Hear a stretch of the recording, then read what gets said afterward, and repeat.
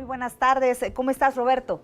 ¿Qué tal? Muy buenas tardes. Pues aquí escuchando justamente hace una semana fue la decisión, el anuncio de la decisión de política monetaria del Banco de México y hay que esperarnos una semana para que nos den a conocer esta minuta, los pormenores, lo que se discutió y algunos detalles y consideraciones que la Junta de Gobierno, que hay que decir que ahora encabeza Alejandro Díaz de León, pues tuvo que asumir para dar a conocer su decisión, que bueno, como sabemos fue un alza en la tasa de interés, porque la inflación no cede.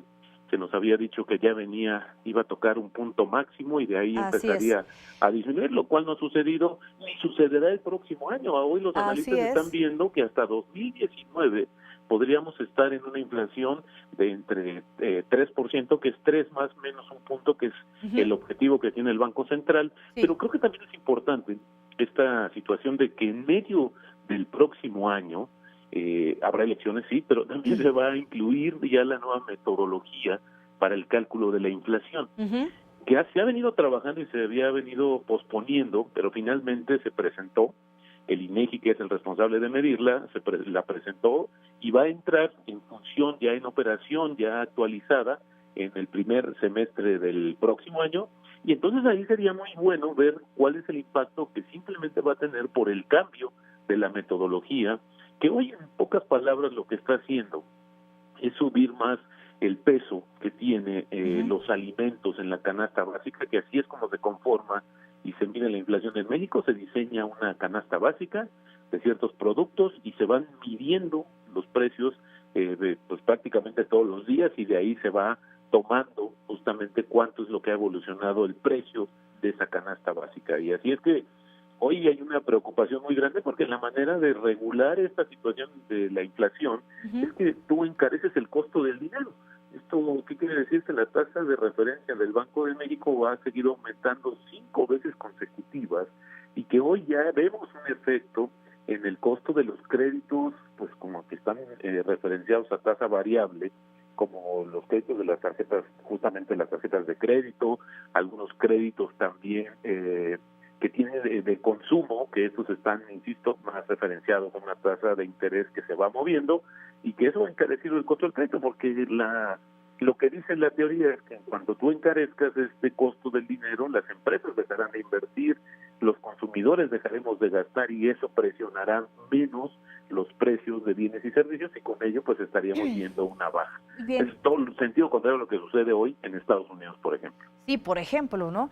Roberto, preguntarte qué previsiones tenemos que tomar para el próximo año los ciudadanos que pues tenemos un trabajo normal, una vida común, cómo nos va a afectar, cómo nos va a mermar esto que está sucediendo y qué previsiones debemos de tomar. Pues mira, en realidad el escenario para el próximo año se antoja bastante, digo, no se antoja, en realidad se ve ya bastante complicado Bastante por una complicado. situación de esto simplemente que estamos hablando hoy. El costo de la vida, el Ujú. costo de lo que nos cuesta, pues está influyendo básicamente en el tema de la inflación y también Sí. el salario mínimo, que hay que comentarlo. Fíjate que el salario mínimo, a diferencia de lo que sucedía en otros años, empezó a darse a partir del 1 de diciembre, Ujú. no como el 1 de enero como se hacía en años anteriores, y esto pues también tuvo un efecto que impactó a la inflación de diciembre, que hoy tenemos publicada, la de la primera quincena. A ver, están unos días para ver justamente la de cierre de año, pero sí va a andar arriba de esos niveles, y lo que tendríamos que ver justamente es si tenemos créditos a tasa variable, esos son los que debemos de pagar, porque cada día se está encareciendo más el costo de esos créditos Así es. y esto pues se va a convertir en una bola de nieve que pudiera, pues esto sí tiene una afectación muy grande para los Sí, bolsillos y para así para es. las finanzas personales, que creo que eso es lo primero que debemos de identificar y Exacto. debemos de procurar de liquidar esos créditos a tasa variable. Y créditos, Roberto, que me lleva a la siguiente pregunta. Créditos que a veces pedimos o piden muchas personas para emprender, para comenzar a emprender y poner un negocio. ¿Es un buen año para que podamos emprender?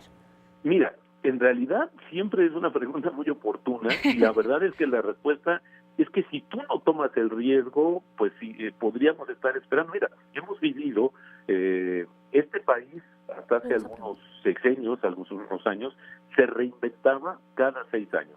Te acordarás, había una escalada de precios, la inflación, desempleo, Sí. una crisis muy complicada a nivel de las finanzas públicas y las finanzas a nivel macroeconómico y obviamente a nivel microeconómico. Hoy, esperar que te dé una señal, yo creo que hoy lo que tenemos que es también arriesgar con una cuestión mucho más medida en términos de tomar más previsiones. Si nosotros queremos acelerar un negocio porque hemos visualizado una oportunidad, bueno, hay que hacerlo y hay que procurar que este financiamiento sea utilizado de la manera más eficiente para evitar que hoy estemos tratando de utilizarlo para otros fines que en realidad no sean los de tal. ¿Cuál es uno de los tantos errores que cometen los emprendedores? Es que empiezan a mezclar las finanzas personales con las del negocio y entonces pues eso no debería de existir, porque esa es una situación que lo que hace es que contamina y al final lo que sucede es que ya tienes una gran deuda que ya no sabes si es del negocio o es de tu bolsillo y que se tiene que pagar. Exactamente. Sí. Preguntarte, en este panorama adverso para el siguiente año, pues ¿hay alguna buena noticia? Porque luego por ahí dicen que hay buenas noticias y también hay que contarlas, pues la pregunta es, ¿las hay? Bueno, pues mira, ¿por qué vamos como viendo un poco la situación de lo que hoy tenemos en la lista de factores complejos para la economía mexicana, que es el Tratado de Libre Comercio, el impacto que ha tenido en el tipo de cambio, que hemos visto cotizaciones muy acentuadas y que hoy pues por lo menos sí disminuyó un poco la presión, no tanto como uno quisiera, viene el proceso electoral y viene esta situación de la inflación. Ahora, un adicional es que nosotros como economía mexicana tendríamos eventualmente que responderle a la propuesta o a la reforma fiscal que aprobaron en Estados Unidos, que en estricto sentido es bajar el pago de impuestos a empresas y familias, y con ello pues se dice perderíamos un poco de competitividad como país, como destino de inversión, puesto que México es el inversionista más importante para México en términos de inversión extranjera directa, es precisamente Estados Unidos. Se ha empezado a matizar un poco de que en realidad se bajaron los impuestos federales, pero no los estatales, y que las empresas están viendo o siguen viendo en México una oportunidad por el costo de la mano de obra y bueno, pues por una situación también bastante importante.